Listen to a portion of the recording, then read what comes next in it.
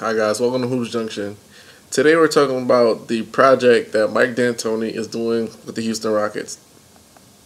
Excuse me. Apparently, they have James Harden moving to the point guard position, and they are giving him the responsibility of becoming a facilitator. They figure with all of his one-on-one moves, all of his great attributes as far as getting to the basket, he create for his teammates, and that's not a bad idea. Especially with the roster that they have. You know, they have Eric Gordon, they have Nene, so they have a better defender than they had in Dwight Howard, which, you know, Dwight Howard, if he tried consistently, he could always be Defensive Player of the Year. But now you got a guy in Nene who could score, he could shoot the mid-range jumper, so that spaces the floor. You have Eric Gordon, who came from the Pelicans, who's very solid. Then you have Patrick Beverley, who's a lockdown defender, and then you have Ryan Anderson. So if you had a facilitator in the mix, that could definitely open up the floor for the Rockets to, you know, make it far. You know, this is a team we're talking about that made it to the Western Conference Finals 2 years ago.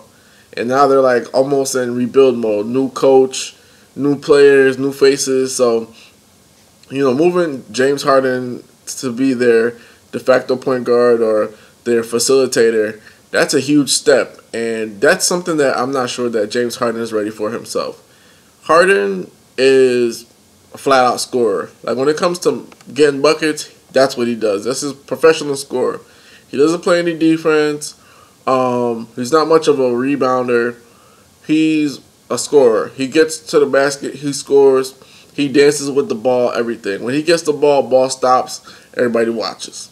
So, for them to say that they want him to be the point guard, it just doesn't make any sense to me, because last year his touches were like almost, his usage rate was like in the 80s. Patrick Beverley was the point guard. He had to sometimes switch to the role of shooting guard. His touches went down to like 50% usage. So you have Harden, who's already at a high usage rate, and he was averaging, I want to say he was averaging 2 to 3 turnovers, maybe almost 4 turnovers. He had one game where he had almost 8 or 9 turnovers. I remember that vividly. He scored like 40 points. We had like 8 or 9 turnovers. So we're giving him the ball to dance, but not only dance with the basketball, bring up the ball. Initiate the offense. Get people the ball where they want it. And that's something that I don't really see him doing, due to the simple fact that if he sees a shot that he likes, he's going to take it. And that's going to take everybody else out of the game. Certain people understand time, score. Like Rajon Rondo is a good person at that. Chris Paul can be very good at that. Who else is good at that? There's been a couple points. Magic Johnson's always been great at that. Isaiah Thomas always been great at that. There's a couple point guards that have played in the NBA. They understand time, score, and they understand, let me get my guys touches. James Harden doesn't strike me as the guy that says, you know, hey, I see my third center hasn't gotten the ball. Let me throw it in the post for him. Or wait, this guy has been open on the wing a couple times. Let me tell him, you know, stay in that corner. I see you. Stay in that corner. I'm going to hit you. He doesn't strike me as that guy. He strikes me as the guy as, oh, they're backing off me? Time for the 3 ball. Oh, wait, he wants me to drive? Okay, time for that. And he could always change. He could always mature and grow, which, you know, I hope he does. Because I think he's too great of a player to stay like as a pure scorer and that's it. Like, you're too good. Like, you have offensive talents that not many people have. And if you just stepped it up just a little bit on the defense, you know what I'm saying? Like, think about this. Steph Curry's not nowhere. Everybody doesn't think he's an elite defender. Well, he's a solid defender. He keeps man and ball in front of him. Besides the NBA Finals, because the guy was hurt. Like, I mean, anybody that's hurt is gonna get cooked by Kyrie Irving. Even when you're not hurt, you're gonna get cooked. Klay Thompson got cooked. Draymond Green was getting cooked. Everybody got cooked by Kyrie Irving in the finals. But other than that, like, if you look at all of Stephen Curry's defense up to the finals, even like Russell Westbrook was cooking him, but still he was still kind of staying in front of him, make him take tough shots. If James Harden could just play positional defense, this is like the number one thing about defense. If you could play positional defense in the NBA, you're fine. Because all you have to do is stay between the man and the ball. That's it. It doesn't matter if the guy is draining threes. Eventually, those shots are not going to fall because you're keeping them away from the basket. See what I'm saying? You're keeping them in the basket. Even like if you look at what the Warriors did with Stephen Curry. They kept him and the ball. They kept a man in front of him at all times. So when he was shooting those shots that normally makes, they didn't go in. That's all you gotta do, play positional defense. I feel like Harden he just needs to up his defense. Because if he's playing the role of facilitator, when they miss a shot and it's a fast break, he has to pick up the point guard. Because he's gonna be the point guard, so he has to pick up the point guard. You can't expect Beverly to every single time, or I'm gonna pick up the point guard, you do this, especially if it's like a fast break. Harden has to stop ball. That being said, if he has to stop ball and he has poor positional defense, the Rockets are going to give up. For every 3 or 4 points they get, or 6 or 7 points they get with him facilitating, they're going to give up double that. So 12 to 14 on poor defense. Because in the NBA, the point guard position is so important, not only offensively, but defensively, because you're the first line of defense. Then it's the wings. Last line of defense are your bigs. There are not that many great bigs anymore. If you think about this, and there's no disrespect to Tristan Thompson, but the guy's like 6'10" or he's probably 6'10". He doesn't really have a lot of moves, and he gets paid a max contract. Back in the day, you look at guys like Garnett, Patrick Ewing, Shaq, David Robinson, Tim Duncan, Alonzo Mourning, Hakeem Olajuwon, all of those guys were great big men that could protect the rim. Nowadays, these guys, there's no real great big men, so that initial defense means everything. It's like this. The initial defense is like a father telling his daughter, don't deal with this kind of guy, don't deal with that kind of guy. That's like that. That's like the talk that you give your kids. You know what I'm saying? This is important. This is why it's important. If you screw this up, you can have the potential to mess up the rest of your life, i.e. with a baby or i.e. with an STD. Same thing with the NBA and James Harden and Mike D'Antoni, having James Harden play the point guard. They could potentially mess up their season because James Harden as a point guard means he has to pick up point guards. And if he has to go up against a Chris Paul, Stephen Curry, or Russell Westbrook, Damian Lillard every single night, you can't expect Patrick Beverly to pick those guys up every single moment. That being said, if James Harden with the poor positional defense, those are threes that are going in your face, lobs that are going down your throat. You're going to force a lot of rotations, and against a good shooting team like Warriors or a good shooting team like the Spurs, that's going to kill you. Killer. Those teams, Spurs, Warriors, Cavaliers, who else? I think those top 3 teams right there, they thrive on you making rotation. As soon as you make a rotation, that's when they got you. As soon as you're forced to make rotations and your initial defense sucks, they got you because it's either a dunk for the star player, a 3-pointer for a role player, or a 3-pointer for a 3-point specialist that they have. You know what I'm saying? Or offensive rebound. So that's just it. So the Rockets have a lot of digging to do.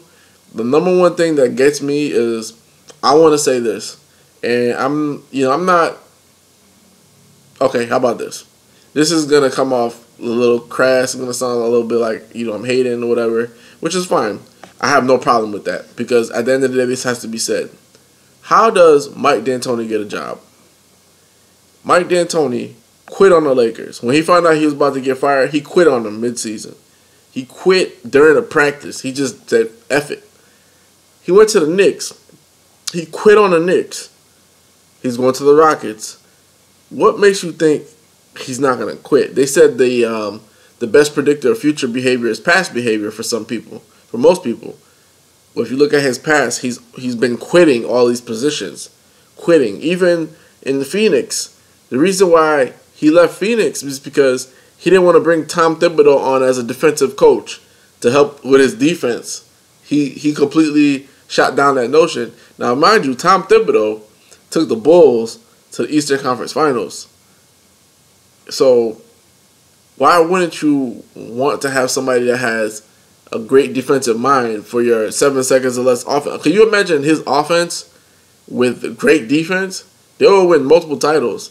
Easy. easily. They won multiple titles. But he had a difference of philosophy with Steve Kerr, and Steve Kerr was like, "Go get up out of here." So that being said, this guy quit 2 other positions. He gets this position. I don't know what they're thinking. I don't know what what is his name, Daryl Morey or whatever his name is, the GM of the Rockets. Whatever you're thinking, man, you got to rethink it because this is such a volatile situation, and you got to think about this too. If Harden's not happy, especially with this brand new role, and you bring in all these pieces, if this doesn't work, then the next free agency for Harden, I mean, he's out of there, and then you got to start all over again. And you got to remember this: Houston has never it's always had like solid teams, like McGrady and Yao. Sam Cassell, Hakeem Olajuwon, like always has. Even in the '80s, they went to the NBA Finals. They lost to the Celtics, so they've always had solid teams. So for you to bring in this joke of a guy, the way he quit on the Lakers and the way he quit on the Knicks, it's like you should never ever be allowed to have another job again in the NBA. They should blackball you, like the same way they did to Iverson because he didn't want to come off the bench for Larry Brown. This is the same kind of transgression, like. And Iverson's thing was less of an issue because, the truth be told, he was MVP. Why should he ever come off a bench, period? You know what I'm saying? So, Mike D'Antoni, only thing on his resume he could say is he had 50-win seasons and he went to the Western Conference. There's no really, there's not a big, he has no accolades in coaching that are very significant other than 2 50-win seasons. That's it. So, that being said, man, it's just like, this looks like a disaster. Like, the only thing that could save this to me is, like, if they have Bickerstaff and he helps with the defense. Because I feel like he was doing a great job with the shit show that was going on there. So, that's my thought on that, man. I don't like James Harden as the de facto point guard. I think he could play the role sometimes, like when they go big. If they have like a big lineup, put James Harden at the point guard. And then you slide Gordon at the 2. You have Ariza at the 3. And then Ryan Anderson at the 4. And then Nene at the 5. But other than that, I feel like the defense is just going to be too disjointed. And it's going to cause a lot of rotations. And sometimes pre-rotations, and then if you're playing like a Warriors team or a Spurs team that got shooters, you're dead in the water. You're just dead in the water. There's nothing else I can say about that. And I saw the preseason games. They're shooting a lot of threes. So there's going to be a lot of long rebounds. And if Harden is the guy that has to get back on defense, God bless them because I don't see it. I think he's a scorer and he has to flourish where he is, which is scoring. They have brought in some help with the shooting guard, with the Eric Gordon and Ariza, so you could start Ariza or vice versa, start Gordon. There's you could do a lot of things with those lineups, but don't make Harden out to what he isn't. James Harden is a LeBron James. James Harden isn't Russell Westbrook. He's not Kevin Durant. He's none of those. And that's another thing that kills me. Every team, they want their player to be like LeBron James. We want you to facilitate. We want you to bring up the ball. We want you to this. No, that's he's once in a lifetime player, just like Magic was, just like Jordan was, just like Shaq was. You can't expect to treat your player like a once in a lifetime player that has championships underneath their belt. The fact that they have championships, been to finals, tells you what kind of pedigree they are. It's like they're willing to do whatever it takes to win. As opposed to the guy that you have, which is James Harden. Not to say that he's not willing to do what it takes. He just hasn't shown the propensity to do it yet. Thus far, he hasn't shown the hunger, the grit, the tenacity to make it happen where it counts. See what I'm saying?